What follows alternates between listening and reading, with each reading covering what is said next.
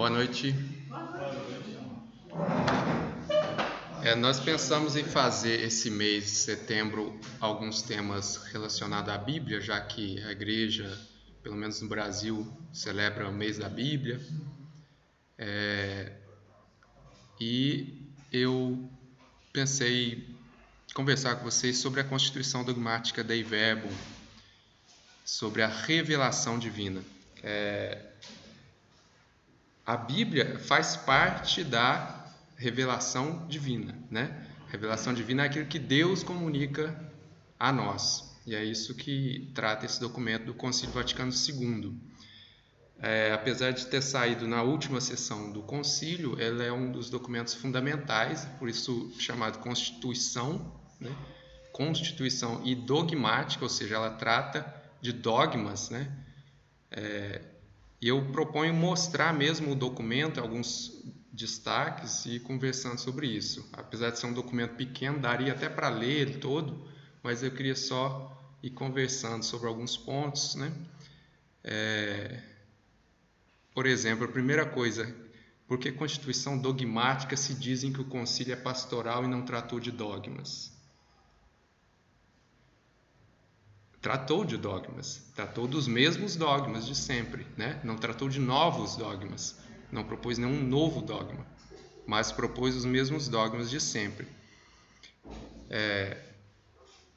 E a chamada Dei Verbum, né? Palavra de Deus, ou Verbo de Deus, porque é justamente o assunto dela. Ela é dividida em alguns capítulos: a revelação em si mesma, a transmissão da revelação divina, a inspiração da Sagrada Escritura e sua interpretação. Depois entra na Bíblia propriamente, no Antigo e Novo Testamento, e a Sagrada Escritura na vida da igreja.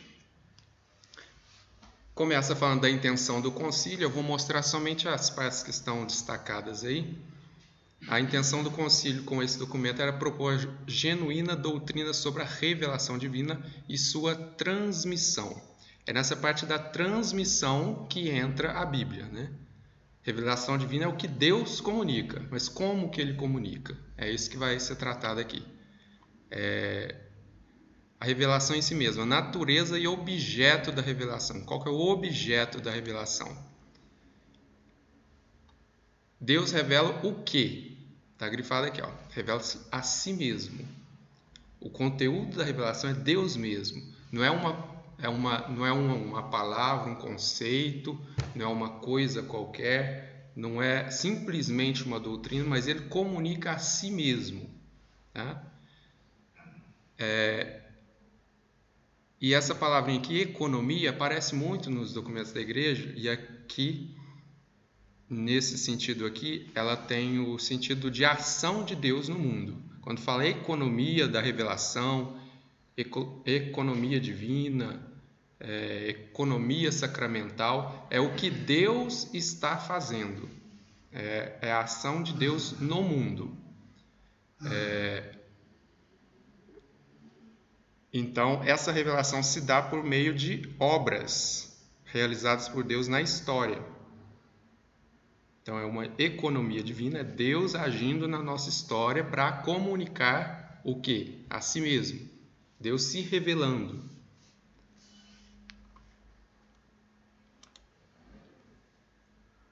Essas palavras e obras confirmam a doutrina, né?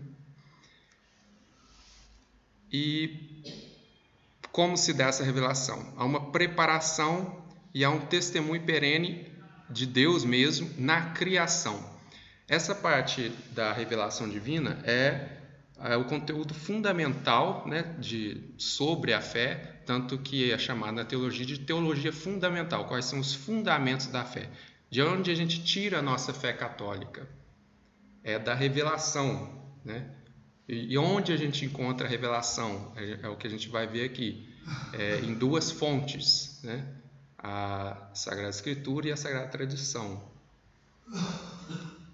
Mas antes de chegar nessa revelação explícita de Deus mesmo, há a possibilidade de conhecimento de Deus, né? Através da criação, né? É o que o Catecismo coloca no seu prólogo, antes de entrar nos conteúdos da fé, vem justamente essa parte da teologia fundamental. O homem é capaz de reconhecer a Deus na criação, o homem é capaz de Deus. E quem fez isso no homem foi o próprio Deus, né? O catecismo fala assim, colocou no coração do homem o desejo de Deus. O homem está sempre procurando algo que não sabe exatamente o que é e vai descobrindo aos poucos, né? Aquela busca de sentido, busca de felicidade que vai desembocar sempre em Deus mesmo. E aqui vai falar mais para frente, já adiantando que este testemunho de Deus na criação, ele é suficiente para o conhecimento de Deus, tanto que os filósofos antigos chegaram ao conhecimento de Deus, né? Platão já falava do ser absoluto, sem ter a revelação ainda. Outros povos, outras religiões, tudo falaram disso. Mas não é suficiente, né? O homem sempre cai em erro, pode se enganar. Então Deus vem ao encontro do homem, né? Para revelar-se plenamente. Manifestou-se a si mesmo desde o princípio aos nossos primeiros pais. E aqui vai enumerando alguns, né? Abraão, Moisés, os profetas. E por fim chega a consumação ou plenitude da revelação com o envio do Filho, né? O Verbo feito carne. E aqui o documento vai falar que é a plenitude da revelação,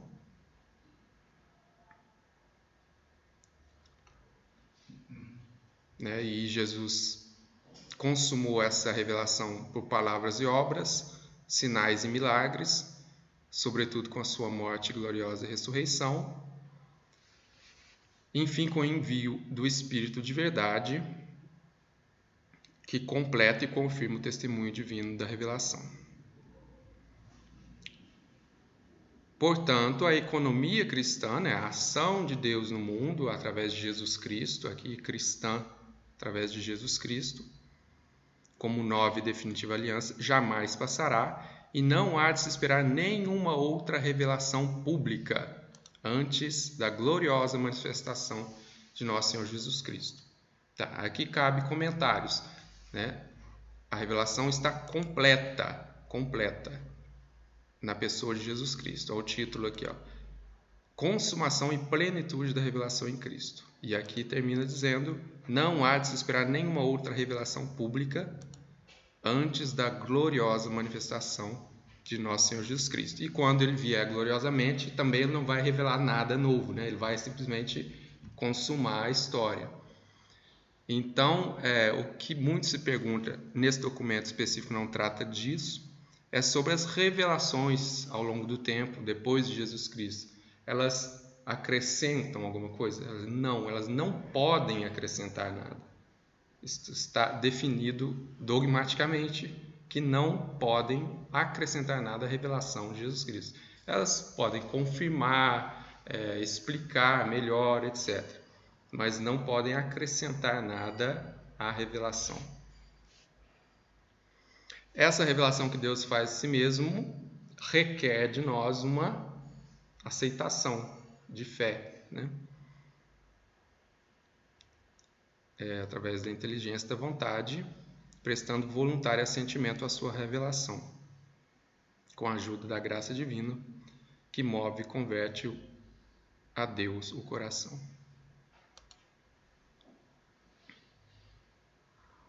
A necessidade da revelação. A gente falava que a revelação é preparada na criação mesma, né? O homem é capaz de descobrir a Deus na criação, através da sua própria razão, mas isso não é suficiente, né? Então há necessidade da revelação para fazer os homens participarem dos bens divinos que superam absolutamente a capacidade da inteligência humana. Por exemplo, Jesus revela alguns mistérios divinos, como a própria Santíssima Trindade. Isso o homem jamais conseguiria alcançar por si mesmo, né? Foi uma revelação de Jesus, que Deus é Pai, Filho e Espírito Santo. Se ele não falasse, ninguém ia inventar isso. Poderia até inventar, mas como que ia provar? Então, esse é um exemplo da revelação que ultrapassa a capacidade de entendimento humano.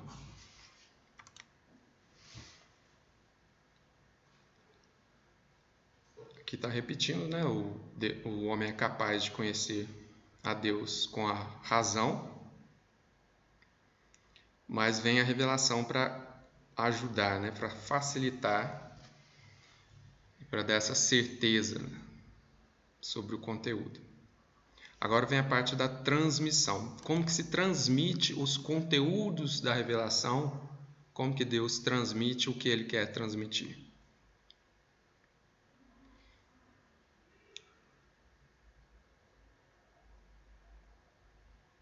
Jesus, então, cria a igreja, funda a igreja.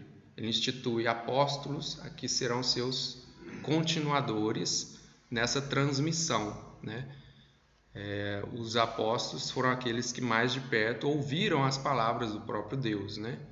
E recebeu dele mesmo a missão de guardar esse depósito da fé e transmitir a todas as gerações. Não fossem os apóstolos, não saberíamos nada sobre Jesus Cristo, sobre Deus, aquilo que ele revelou.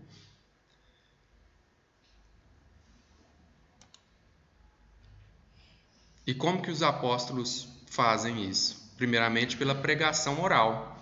Eles transmitem aquilo que ouviram do próprio Cristo e depois escrevem.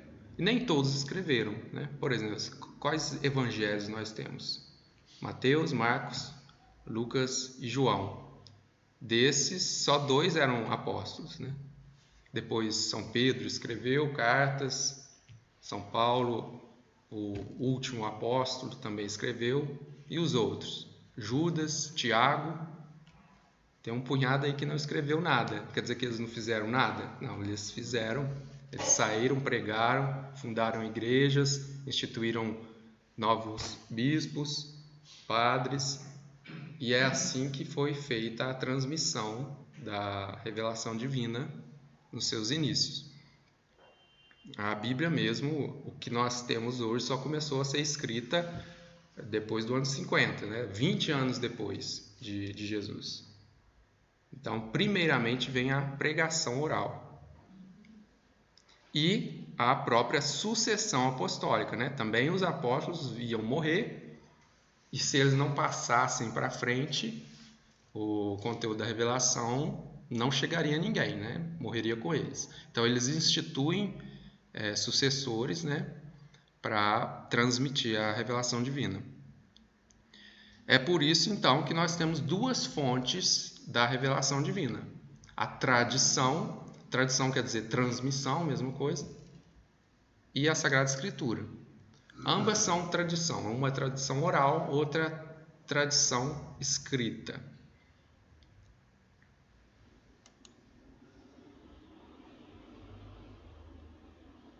A tradição, que a gente chama de sagrada tradição, com T maiúsculo também, ela também pode ser escrita, como de fato foi, muitas coisas escritas. Os escritos dos próprios apóstolos, dos primeiros padres, que a gente chama de santos padres, e de todos os papas, os documentos da igreja, tudo isso entra no conceito de tradição, tá? Por isso que eu grifei aqui por palavras ou por escrito. Isso tem o testemunho na própria Bíblia, né?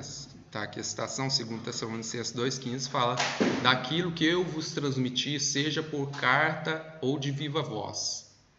Então, teve coisas que eles transmitiram de viva voz que não foi escrito.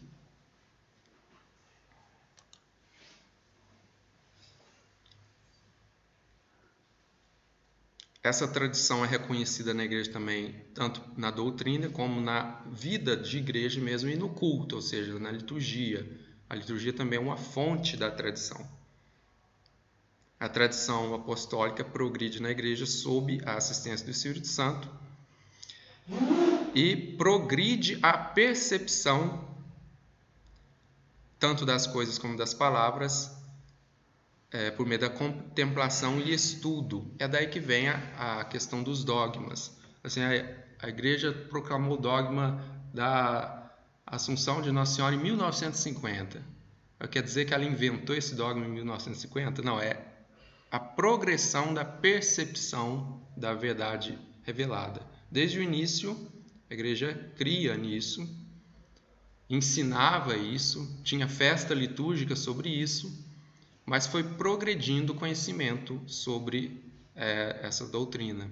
Por isso que ao longo do tempo ela vai explicando, ela vai proclamando dogmas, essa progressão da percepção. Não pode se confundir também com uma evolução, como alguns diziam, evolução do dogma. Não, não evolui.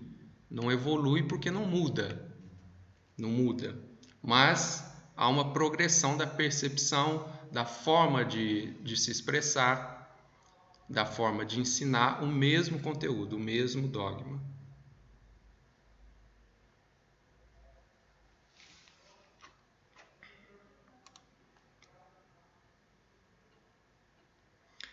E olha, interessante, a Bíblia mesma, ela é fruto da tradição. Né? Por que nós temos 27 livros do Novo Testamento, 46 do Antigo? Quem que definiu isso? Está escrito na Bíblia que são esses livros fazem parte da Bíblia, tal, tal, tal. Não tem. Quem definiu isso foi a igreja, através dos tempos ainda, né? Só lá para o século IV que se começou a pensar em fechar uma lista de livros, né, para ser tido como Sagrada Escritura. Antes ficava meio esparso, né? Tinha uma carta em tal igreja, tinha um evangelho lá na outra igreja e ficava na tradição mais oral, né? Depois foram surgindo os tais hoje a gente chama de apócrifos, né? São escritos espúrios, né? Doutrinas estranhas que começaram a aparecer. A igreja viu a necessidade de fechar a Bíblia, né? Não, vão ser só esses livros aqui e chega, né? Mais que isso não precisa. Então a igreja reconhece então o cânon, né? Uma lista, uma regra de fé das Sagradas Escrituras. Então a Bíblia é fruto da tradição da igreja. A relação entre a Sagrada Escritura e a Sagrada Tradição, ambas derivam da mesma fonte divina. A Sagrada Tradição transmite aquilo que os apóstolos receberam e a Sagrada Escritura também, por meio da escrita, né? Ficou fixado na Sagrada Escritura aquilo que foi revelado. E aí entra um terceiro ponto, que não é fonte, mas está a serviço das fontes, que é o magistério da igreja. Às vezes a gente fala assim, a fé católica é baseada em 3 pés, né? 3 fontes, mas não é 3 fontes, é só 2 fontes. O terceiro pé está a serviço das outras, do depósito da fé que está em 2 fontes. O magistério da igreja tem por finalidade, né, zelar por esse depósito de fé e interpretar legitimamente. A Bíblia foi escrita lá no primeiro século. Como se interpreta ela hoje? É difícil, é um texto antigo, tem problemas no texto também, problemas de escrita, problema de texto que se perdeu no começo, depois foi juntando, copiando. É um trabalho difícil, mas quem que resolve os problemas de interpretação? É o magistério da igreja. Então, o magistério é o serviço, vamos dizer assim, o serviço de interpretação da tradição, seja tradição oral ou tradição escrita. Ela age na conservação, atuação e profissão da fé transmitida, de modo que haja uma especial concordância dos pastores e dos fiéis. O encargo de interpretar autenticamente a palavra de Deus, escrita ou contida na tradição, foi confiado só ao magistério vivo da igreja. Este magistério não está acima da palavra de Deus, mas sim a seu serviço. O que é o magistério? Onde está o magistério? O magistério é o ensinamento oficial da igreja, que se dá por meio dos bispos. Não de cada bispo isoladamente, mas da comunhão de todos os bispos, né? E o que faz a comunhão dos bispos todos é que é o bispo de Roma. Ele é a cabeça do colégio dos bispos. Então, é comum um bispo discordar do outro, falar alguma bobagem até, mas como que vê quem que está certo? É o critério da unidade, e a unidade se dá no primado de Pedro, né, com o bispo de Roma. É a união de todos os bispos com o bispo de Roma. Então, só se dá magistério autêntico quando há essa comunhão plena de ensinamento.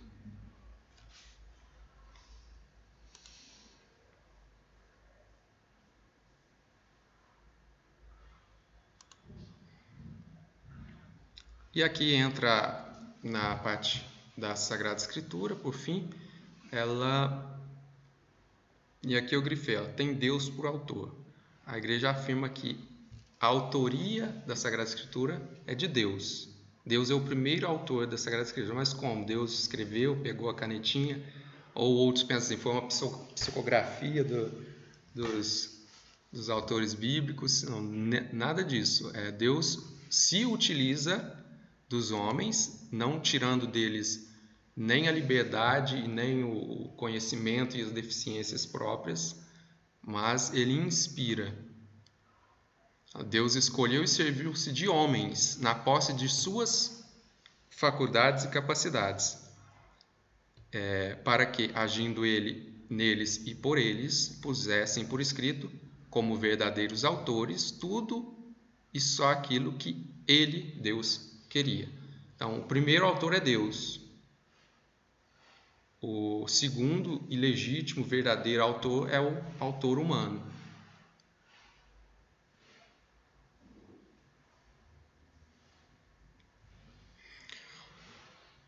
Por isso se deve acreditar que os livros da Sagrada Escritura ensinam com certeza, fielmente e sem erro a verdade que Deus, para a nossa salvação, quis que fosse consignada por escrito. Eu grifei aqui, para a nossa salvação.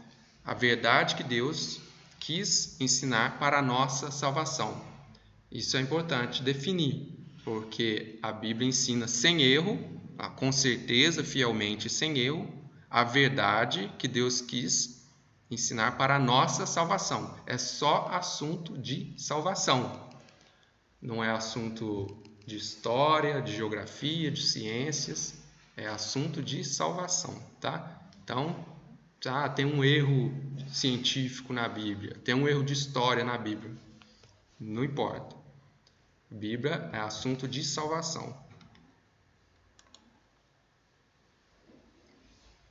Aqui está retomando, o intérprete da Sagrada Escritura deve investigar com atenção o que o agiógrafo realmente quis significar. O agiógrafo é o autor humano, né? O escritor sagrado. Aqui então está falando da interpretação da Bíblia e dos sentidos da Escritura. O primeiro sentido, que a gente chama de literal, é essa definição aqui. É o que o autor, o agiógrafo, realmente quis significar. Não é o que nós entendemos quando lemos a palavra agora. Porque eu posso entender errado, a tradução pode estar ruim. Então, isso não é o significado literal, o que eu estou lendo. O significado literal é o que o agiógrafo quis dizer. E aí que está alguma dificuldade. O que ele quis dizer? Aí precisa um pouco de estudo, de investigação, para ver o que ele quis dizer, tá? Aí vem o estudo bíblico, né, dos gêneros literários, buscar os sentidos de acordo com as suas condições de tempo e de cultura, os modos de sentir daquele povo, né, do primeiro século. Tudo isso tem que ser levado em conta.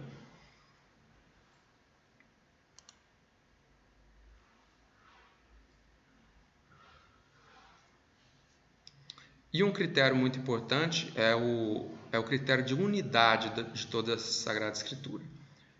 A Bíblia não contradiz a si mesma em assuntos de salvação de maneira nenhuma, e não pode. Então, eu li uma coisa aqui, está falando tal coisa, eu leio outro, parece que está falando diferente. Então, quem está errado? Quem está errado é você que não está entendendo a unidade, né? Tem que ler como um todo, e por isso que a gente não lê a Bíblia por versículos. Versículos é só uma divisão prática para a gente localizar as coisas. A gente não pega uma frase de para-choque para interpretar. Não, tem que ler tudo, tem que o contexto da Bíblia inteira. Da Bíblia inteira. Por que a Bíblia começa com Gênesis, com a criação, e termina com Apocalipse? É porque é um assunto só. Essa é a unidade da Bíblia que deve ser buscada. Então, assim, a Bíblia não quer falar uma coisa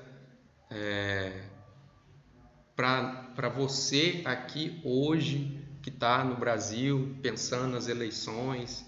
Não é assim que funciona. Ela tem o seu assunto, né? Ela tem a sua unidade, ela tem a sua intenção, que pode ser aplicada para todos os tempos, para todas as pessoas, mas não se deve cair no erro de buscar isso em primeiro lugar, né? Então, primeiro o sentido literal, o que o autor bíblico quis dizer, segundo o critério da unidade da Sagrada Escritura.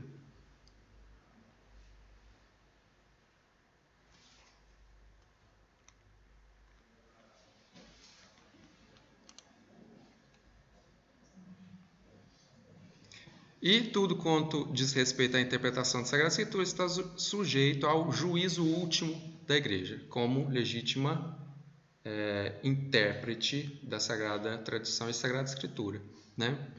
Então, quem define, por fim, qual é a interpretação correta de qualquer coisa da Sagrada Escritura é a Igreja. Agora, como que a Igreja faz isso? Muita gente pergunta, tem onde eu procurar? Como é que se interpreta esse versículo? Não tem. Justamente porque a Bíblia é uma unidade, né? Então, tem a dúvida num versículo, esquece esse versículo e vê o todo. Como que está inserido isso no todo? Aí a igreja vai ter uma doutrina sobre tal coisa, né? Então, é sempre pelo todo, e a igreja não tenha um comentário bíblico oficial. O comentário bíblico oficial é o catecismo da igreja, a doutrina geral da igreja.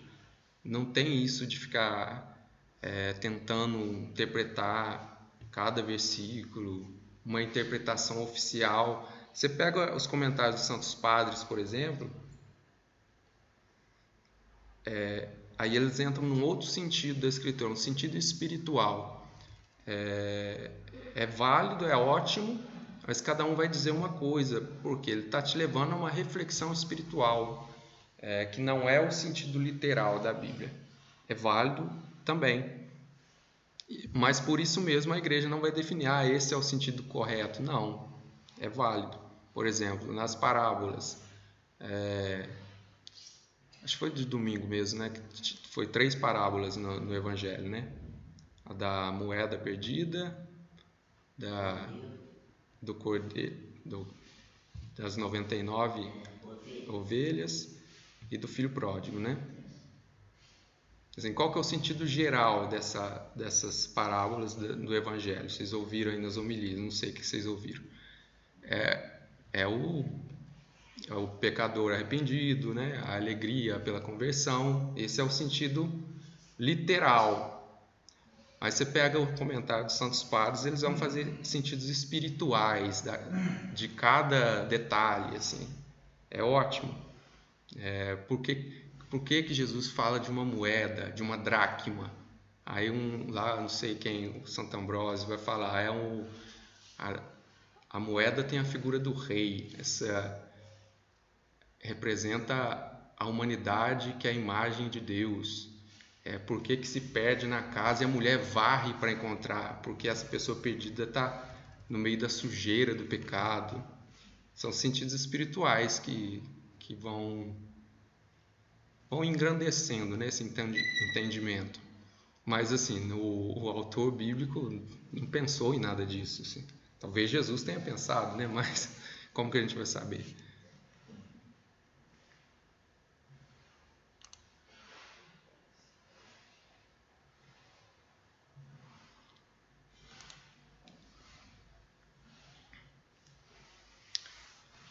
Vai entrar aqui no Antigo e Novo Testamento, vai reafirmar isso, que a Sagrada Escritura é uma unidade, né? Por isso que o Antigo Testamento, a verdadeira palavra de Deus, conserva um valor perene, ou seja, ele está em vista do conteúdo todo da Sagrada Escritura, serve como preparação para o Novo Testamento, prepara, anuncia profeticamente e simboliza com várias figuras o advento de Cristo, Redentor universal e do reino messiânico.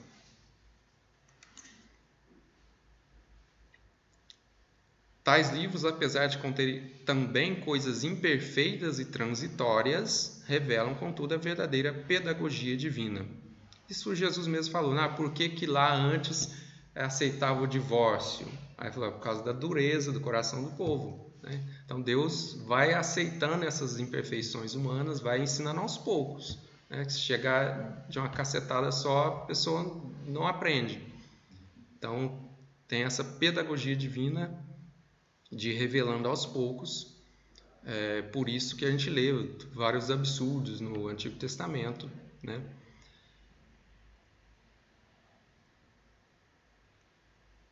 E por isso que hoje a gente venera o Antigo Testamento, porque ele serve de testemunho de como Deus agiu na história humana até chegar na revelação plena. O Novo Testamento está latente no Antigo e o Antigo está patente no Novo. Com o Novo Testamento chegamos à plenitude dos tempos.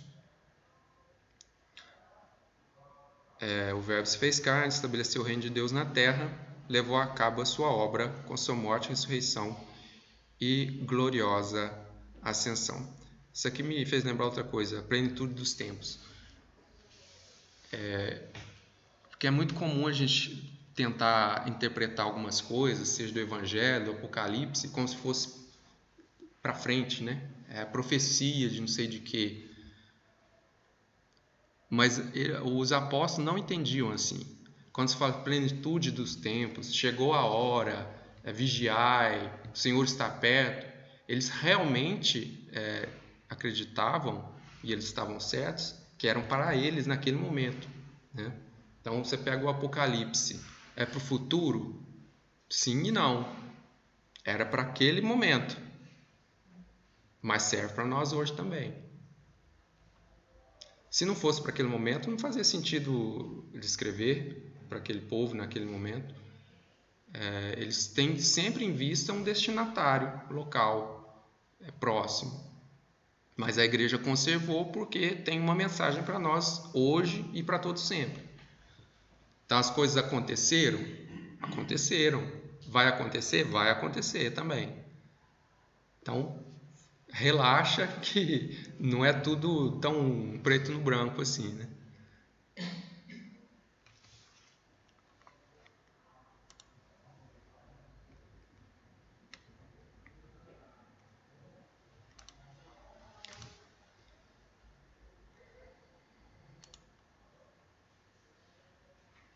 Aqui fala dos evangelhos, aqui os autores escreveram os 4 evangelhos, escolhendo algumas coisas entre as muitas transmitidas por palavra ou por escrito. O próprio São Lucas fala isso, né? Muitos tentaram escrever uma relação das coisas feitas e ditas por Nosso Senhor, e eu vou tentar novamente sintetizar. E São João termina o evangelho dele também falando que muitas outras coisas foram feitas que não caberiam em todos os livros do mundo. É um exagero também, mas para dizer que ele não escreveu tudo.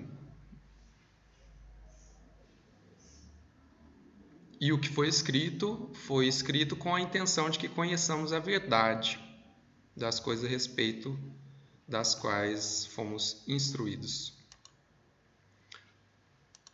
O restante dos livros são as cartas, né?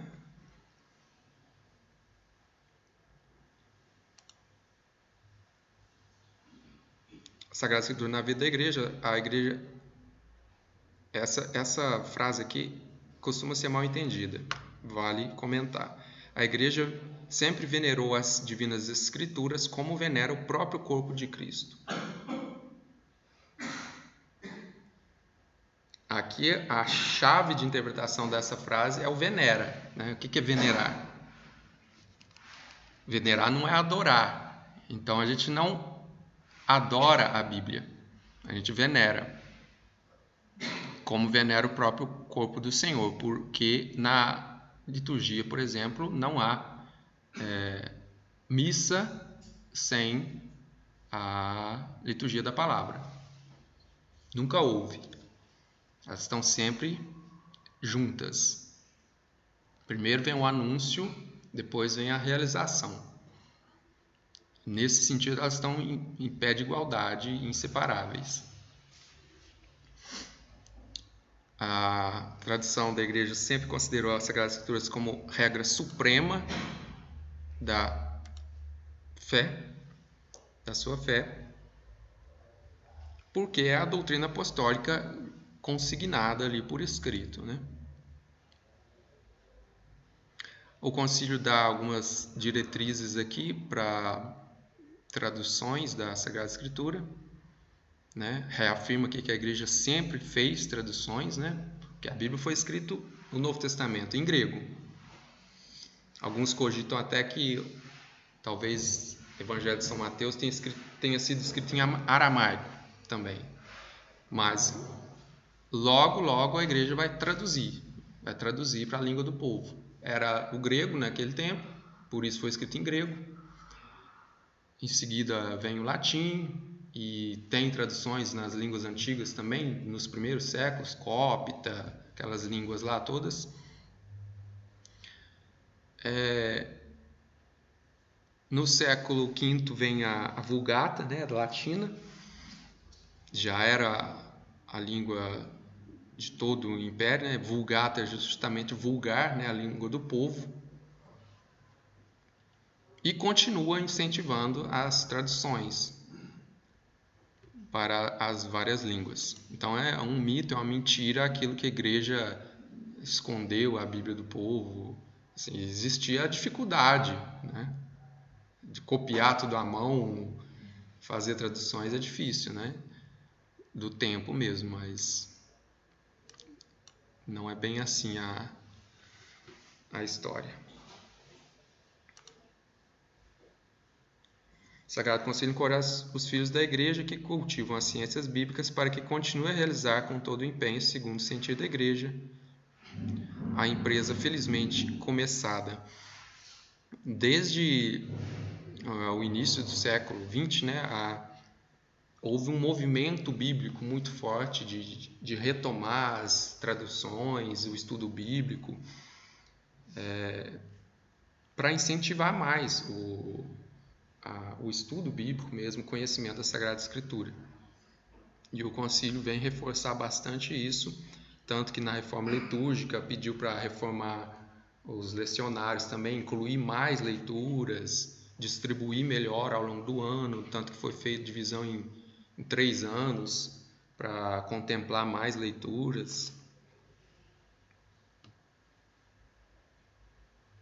Em relação à teologia, a Sagrada Escritura é como que a alma da Sagrada Teologia. Encoraja a todos, né, inclusive os leigos, que mantenham contato íntimo com as Escrituras mediante leitura assídua, o estudo também, inclusive a Lexio Divina, né, a leitura orante, leitura espiritual, sempre acompanhada de oração, porque é um diálogo entre Deus e o homem. Incentivou muito as traduções acompanhadas de explicações. Hoje, praticamente toda a Bíblia nossa tem notas explicativas, introduções.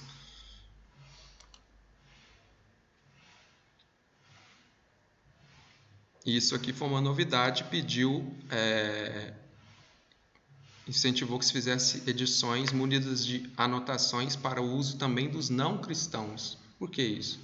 Uma forma de que os não cristãos conhecessem a fé cristã, né? Mas para isso eles precisariam não só do texto, eles precisariam de anotações, de explicações sobre algumas coisas. Isso foi feito em algumas bíblias ecumênicas, alguma coisa nesse sentido. Não sei para outras religiões se foi feito.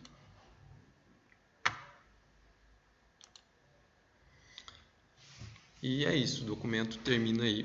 Foi promulgado na última sessão do concílio, em 1965, apesar de ser um assunto fundamental, mas praticamente todos os documentos foram na última sessão, a maioria deles, né? Com o Papa Paulo VI. Termino aqui a exposição, se vocês quiserem comentar alguma coisa, fica à vontade.